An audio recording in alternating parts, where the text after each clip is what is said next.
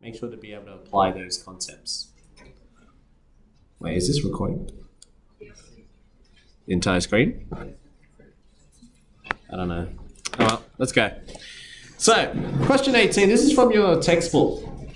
For the most part, it is pretty straightforward. I just thought maybe towards the end, it's a calculator work and it might look hard, but the question itself is not hard, okay? So you can go to your textbook if you want, otherwise it's on this PowerPoint. First question, it says, a sculpture has a cross-section, and it's shown over here, so a cross-section has been cut, okay? The equation of the curve is given by this negative cos graph.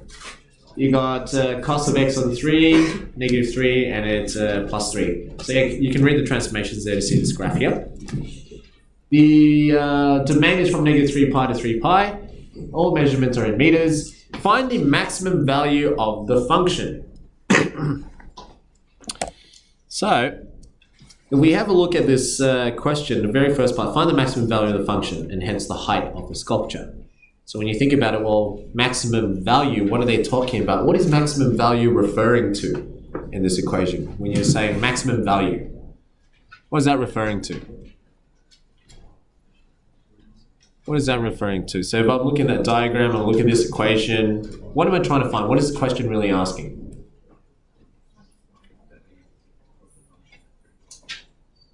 What is it asking? What does it mean by maximum value? Because I find that a lot of students ask me this in the SAC, that's why. When they come and they're like, what do you mean by maximum value? And it tells me a lot that you can't interpret what a maximum value is. So that's why I'm asking you now. What does it mean by when they say, find the maximum value of the function? Just in your own words, what would you say? Yeah, literally. And that's exactly what I would like to say to you in the SAC, but it's sort of like, well, you're meant to know that. Maximum value of the function, well, the function is that graph. And that graph, maximum value is your maximum y value. What is your greatest y value? That's all it's asking. Maximum value of the function. You've got your curve.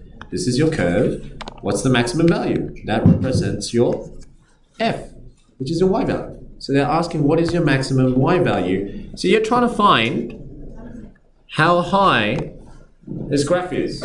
Now logically, if you can interpret from the equation, the curve was a translation up by 3. It's got an amplitude of 3, and it's a negative cos graph. So if it's got an amplitude of 3, that means from some center point up, it should be 3. And then from some center point down, it should be 3 as well. So what is the entire height? If you know the amplitude is 3, you can already look at that equation and tell me it's got a height in total, 3 plus 3, it must be 6. Okay, so just logically looking at the graph there, I can say, all right, well, it is clear there's a negative cosine graph, and amplitude of 3 implies that from the center to the top, or to the maximum, is 3, and then from the center down to the bottom is 3, so 3 plus 3 gives you a total height of 6. That means that the entire length of this cosine graph has to be 6, because it's broken up into 3 and 3. Okay, so that's just reading the equation. So it sounds hard, but it was very straightforward. And then the second part of the question says, hence find the height of the sculpture. Okay, so the height of the sculpture, and since you know that from the amplitude, you can already say it's equal to 6. Okay, and it said maximum value of the function, hence find the height of the sculpture. And you can find the height of the sculpture by solving on your calculator. You got your negative 3 pi to 3 pi. Yeah, just by looking at that graph. So it's asking, what is the maximum height, which is 6? Well, when will you have 6? You have it at negative 3 pi and 3 pi. So you can either look at the graph or you can solve it. Solve the function. So you notice I've defined the function first, and I said solve for when the height is equal to 6. When will I have, at what point will I have on the curve maximum value? And I know the maximum value occurs when it's negative 3 pi to 3 pi. Okay, just by looking at the graph. So that's the first part. Second part, let's have a look at B. B says, the sculpture has a flat metal finish on one face, which in the diagram is represented by the region between the curve and the x-axis. find the area of this region. So you're talking about the curve and the x-axis. Let's look at the curve. So if I had to look at this, I've got, this is my curve, this is my x-axis. So it is enclosed, or it is the region that is between this. Then of course, this is my area. They're asking you to find this area here. Right there. Now you can try to integrate this from -3 pi to 3 pi if you wanted to, or you can just think of it as easily, you can just do it from 0 to 3 pi, which I'm going to color it with another color. You can just do it from here to here, because it's symmetrical. Sine graphs or cosine graphs are symmetrical. You can find out from 0 to 3 pi, and then double that, because the area is exactly the same. So that's all I'm doing here. I'm just saying integrate the function from 3 minus 3 cos, whoops, 3 minus 3 cos x on 3, that's my function. So I want to find the area under the curve between 0 to 3 pi, so that's the curve there, 0 to 3 pi, and then double it. Now you can do this on your calculator, you can do it by hand. You can do it by hand. The only thing that I think most students would have made a mistake here is integrating 3 is pretty easy. You would have got 3x. But where students normally make a mistake is integrating -3 cos x on 3. And why is that? Because the k value is 1/3. And if you remember the rule for the integration of, let's say, cos of kx dx is equal to 1 on k sine of kx. Okay, plus c. And the issue here is because you've got a constant 3 on the outside, you've got to remember the k is currently 1/3, which is what I'm writing here. That's your k value. And so 3 divided by 1/3 makes it 9. And I think that's where most students may make a mistake if they're doing it by hand. I thought that's something just to pay attention to. K can be a fraction. If it is, just be careful when you're doing the integration. That 1 on k part may be an issue. Okay? So if you answer the question there, it's pretty straightforward here. We're just following the mathematics here. We're saying, all right, well, it'll be 3x minus 9 sine of x on 3 between 0 to 3 pi. Using fundamental theorems of calculus, sub 3 pi in, and you get, sorry, let's just cross that off. There you go. Sub 3 pi in, that gives you 9 pi. Sub 3 pi into this, 3 pi divided by 3 gives you pi, and sine of pi is 0. So you know this cancels out, and then 0, 0. So that's why you end up with 9 pi. But remember, this was only calculating half of the area. And I said at the start, we're going to then double it. So double the area gives you 18 pi meters squared, because they said the area or all measurements are in meters. So therefore I'd write it in 18 pi squared meters. That's the area or the area region.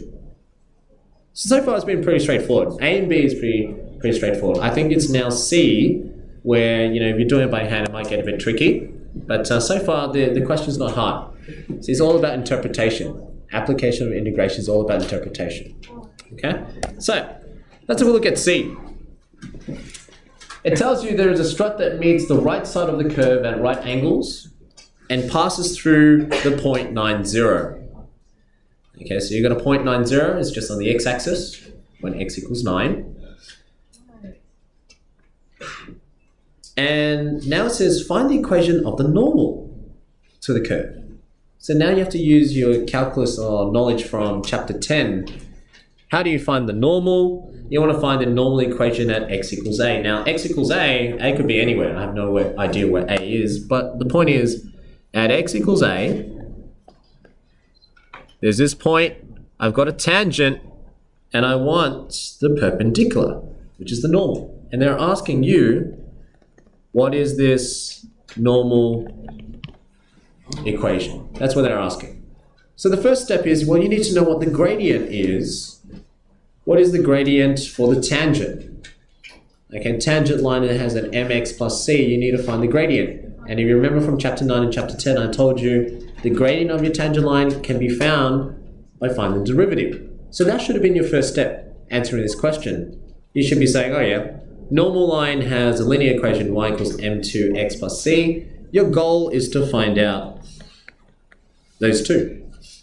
To find m2, you need to find the gradient of the tangent. Gradient of the tangent, which we know is at x equals a, you can find that by finding the derivative.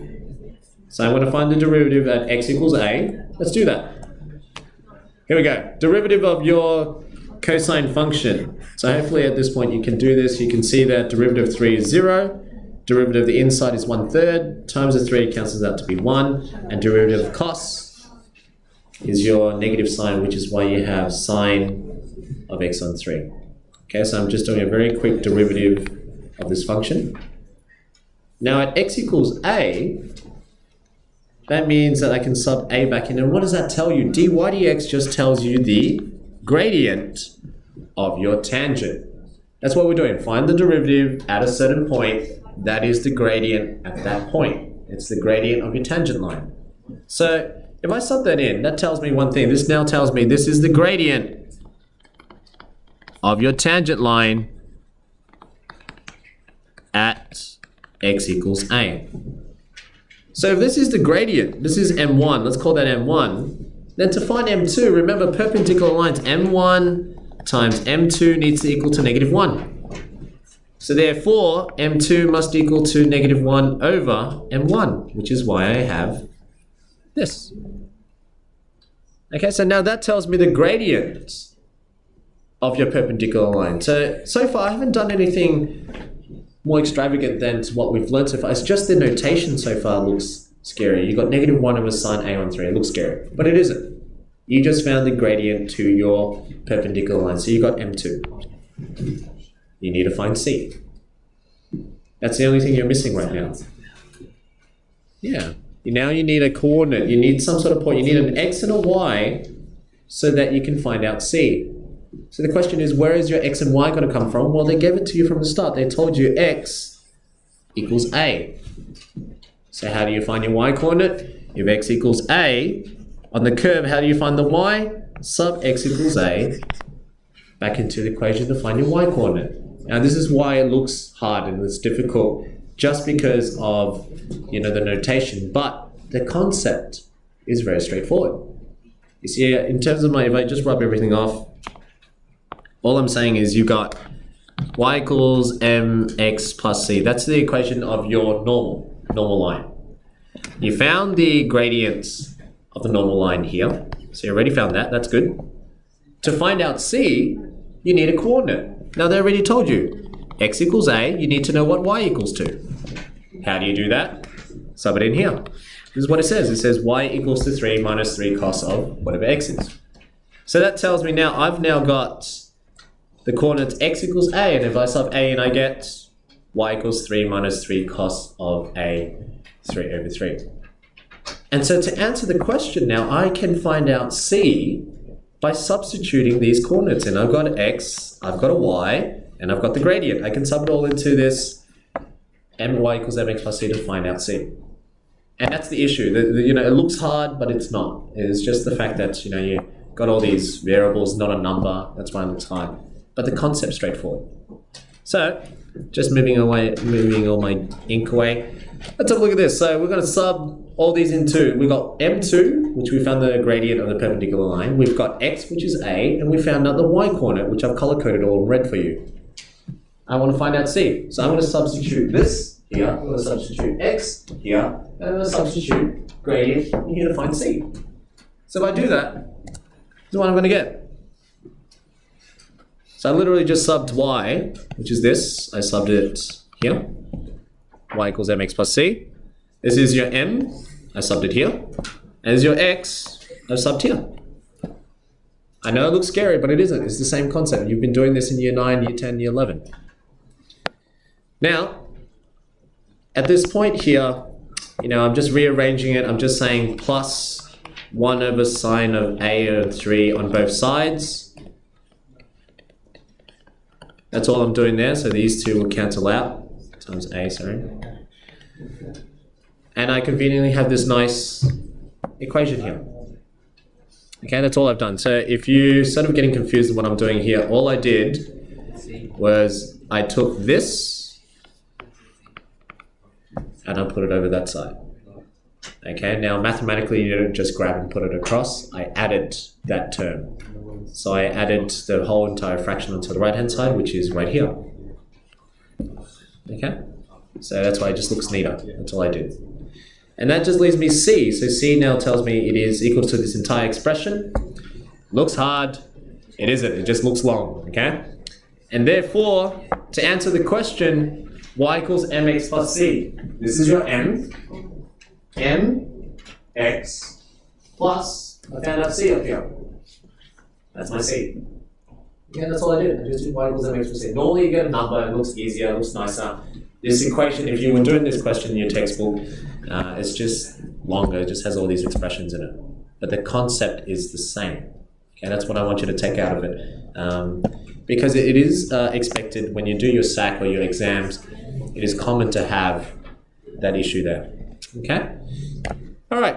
Now, once you've done that, next part, it says find the correct to 3 decimal places the value of A if the normal passes through 90. Now, you got the equation of your normal. Your equation of normal was this. That was your equation of the normal. And they say that if the normal passes through 90, find A by substituting the values into the normal. So that's all I did. I just substitute 90 in. So you substitute 9 and you substitute 0. So 9 here and 0. And solve for A. Now you can do that by hand if you want. I think it will take too long. So I just use the calculator at this point, especially when it says correct to 3 decimal places. Because it says correct to 3 decimal places, I would just use a calculator, and there we go. It is therefore A equals to 5.409. Okay, so if you look at the question 18, if you can go back to your exercise book if you want, exercise 11J, you see none of what I've just done is anything different from what you've done before. The only reason why it looks harder is because you've got more of an expression, you've got a sort of a situation that you have to interpret. That's the only thing. The mathematics was the same. And it's got decimals, it's got fractions, whatever it is, but it is the same concept. Okay? So have a look at that, I'll watch the video again. But the one I really want you to try now, VCOR 2013. I want you, it's the same concept, it's all basic concepts, and I want you to take your time. You've learnt all these skills already, okay? Try to apply what you understand. It's 16 marks. I don't expect you to do them all, but I do expect the first 2 questions to be done at your pace. You should be able to do the first 2, okay? So here we go. VCOR 2013 exam 2, question 4. It was the last question of 2013 exam 2. It was done very poorly, but I'm thinking like AI and AII, I don't see why it should have been so hard. It should have been very straightforward to do.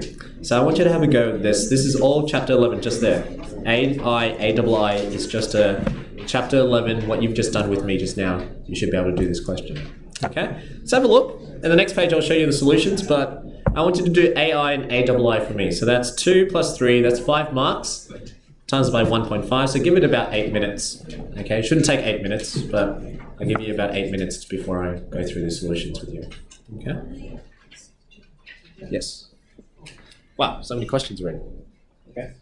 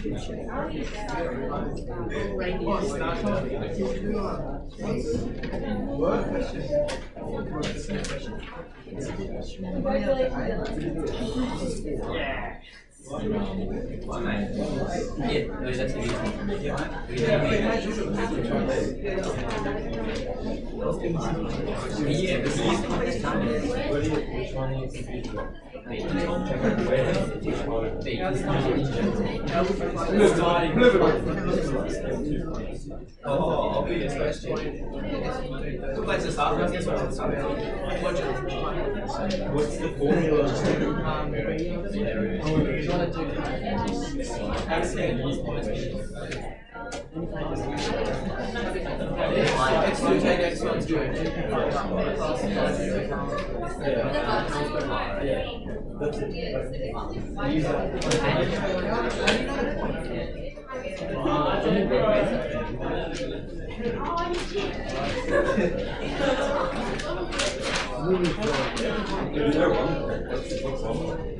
What's the point of that?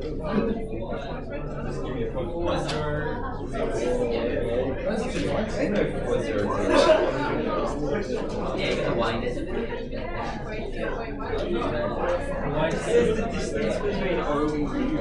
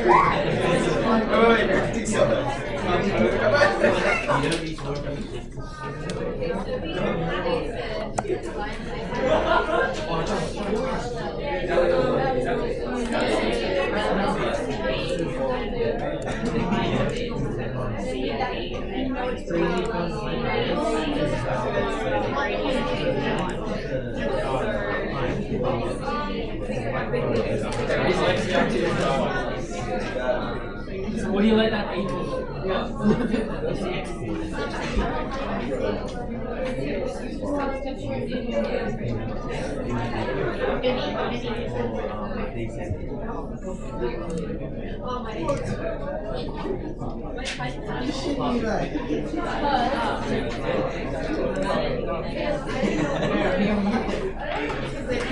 Yeah, I was right. You gotta be careful with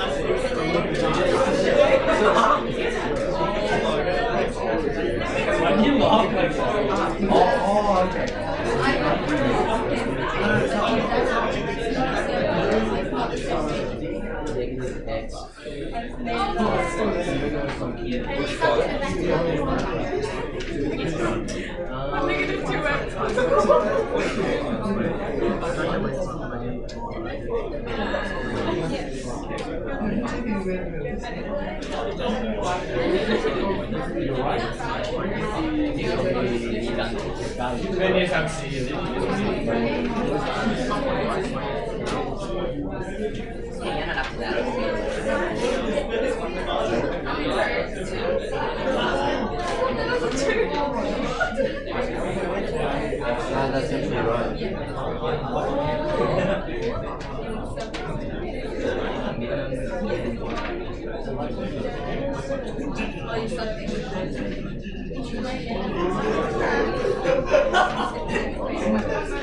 It is small. Yeah.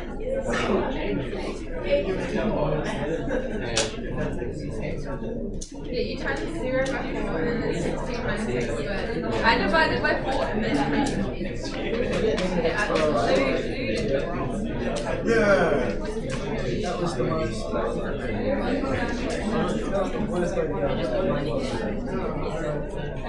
okay, so you're actually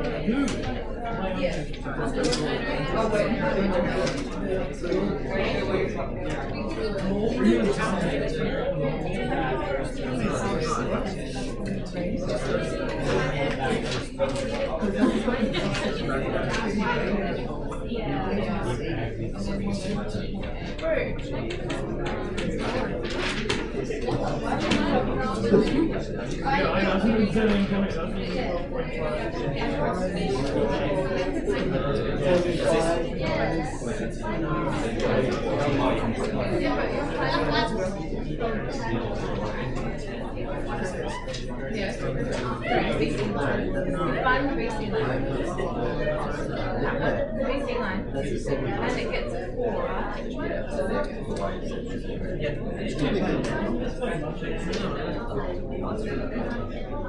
I have 2 line positive and negative.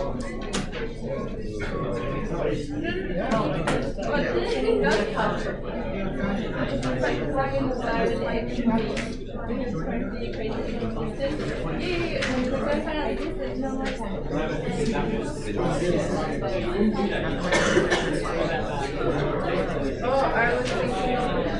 It looks like everyone got it. No, but it's just integral from 0 to 4. Yeah, wait, when you do those integrals from circles, what's that? Mine, how you did, don't worry.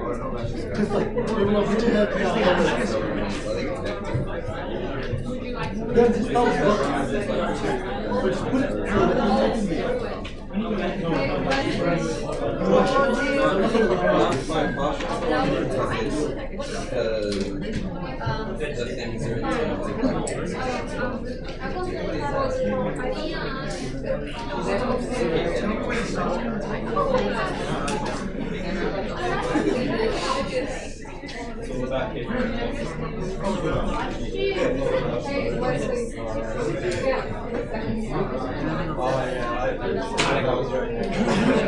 I added on the link because I used to do one so that way.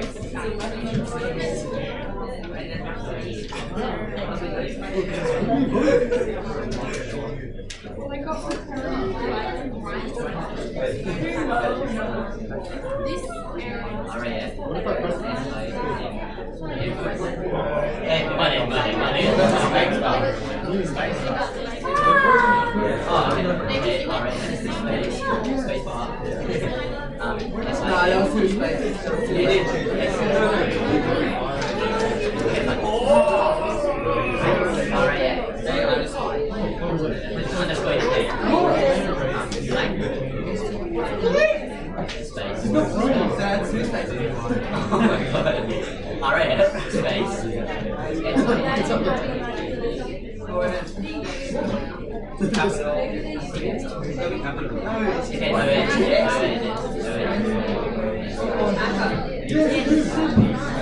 What's that? It came out last night.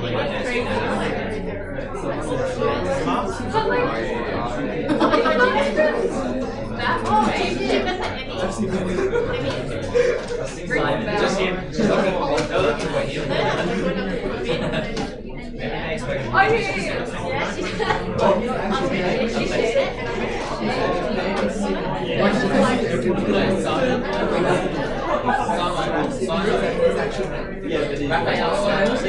She was such a funny one. I think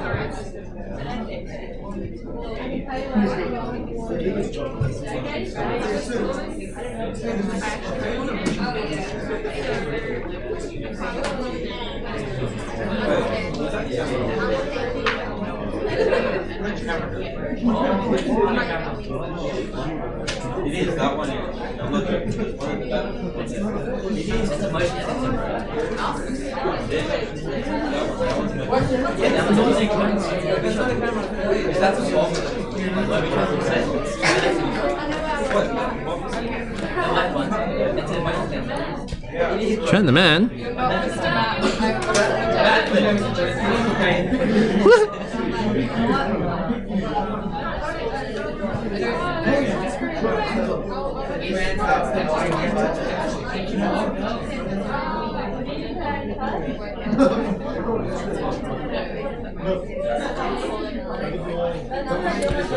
All right, let's quickly go through the answers so that we're not feeling too lost right now. All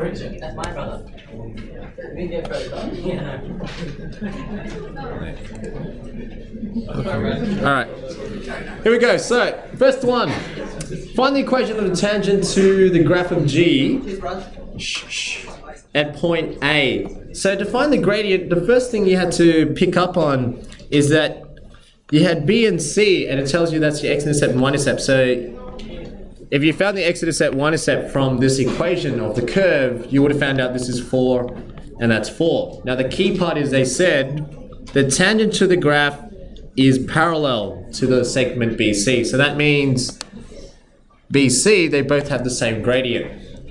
So you can find out the gradient because this is rise by 4 and across by 4, m over c equals -1. So you already know that the gradient of this line, y equals mx plus c, this had to be -1. That's what you know already. Okay? How do you find out c? You just need a coordinate to substitute in, and that's how you would find the equation of a. So over here, that's how I try to explain it. You got m equals to -1. You can then use the derivative, because you know the derivative gives you the gradient. Now where do we want it? We want it to have a gradient of -1, which is what I'm doing here. Okay, so I'm saying there's a gradient of -1, and therefore I can solve for x. So when will the gradient be -1? At x equals to 2. That's what I solved here. Okay, so at x equals 2, when x equals 2, I know there is a gradient of -1. Okay, so now you've got x equals 2, you can find out your y coordinates by substituting 2 into the equation again. This is your equation.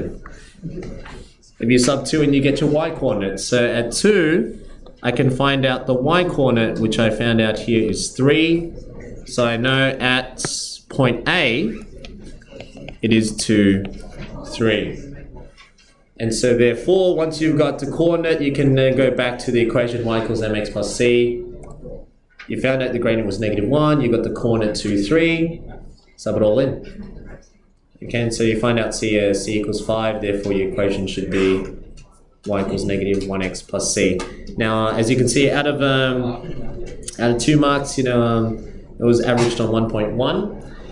And the key step was just getting these 3 pieces of information. Using your derivative, as in the gradient, derivative equals your gradient, and you can find out the gradient from the stuff on the points, x and y-intercepts. Those are the key steps to do first part, 2 marks. Okay?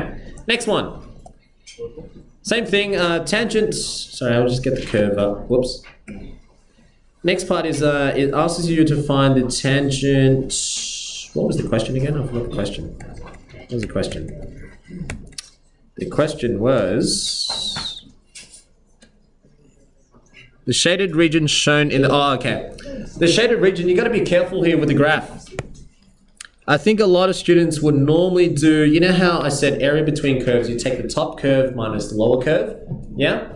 You knew that, you found out this is top is 4 and that's 4. Most students would then take the linear equation, which we found as y equals -x plus 5, and they say minus the area of g of x, which is this section here. So if you minus those two, you get your area, but here's the problem. Most people would write the integration as from 0 to 4, take the linear equations, which is -x plus 5, that's f of x, yeah? Minus your g of x, which are hoping to take away that area there. But the problem is because from 0 to 4, you're only getting this region here. You're only getting that area there, and you're missing on that section there. So a lot of students will miss out on that. So you either find out the area of this using triangle, half base times height, or you take that into account and you separate this into 2 integrations, or in two integrals. And what it is you're saying the area of 0 to 5 of your straight line, -x plus 5 dx, that will tell you, which if I color it for you, you can see, you are finding out the entire area of the triangle. That's what you're doing. So it's from 0 to 5. How do I know that was 5? Because you've got your equation from part AI, -x plus 5. You know you can find out the x-intercept. So I know the x-intercept here is 5. That's why I know that the entire area of this triangle is the integration of 0 to 5 negative x plus 5. Now if I minus the area from 0 to 4, so minus from 0 to 4 of g of x dx, that will give me the area between the two curves. You can do that in your calculator and bam, you get your answer. Okay? Yes? Can we just do half base times 5? Yeah, and you could do that too. And that would have been easier too. So you could have just said 5, and you know the height is 5 as well. So half base times height, that would have given you the answer as well. Okay? So, I think we're... all the answers up on this slide. It's up on the Schoology. Do have a look at how to do them, especially the next two parts. They're really easy to do, but a lot of thinking. Okay? Worthwhile doing. Please do them. Please do this question. It's really nice.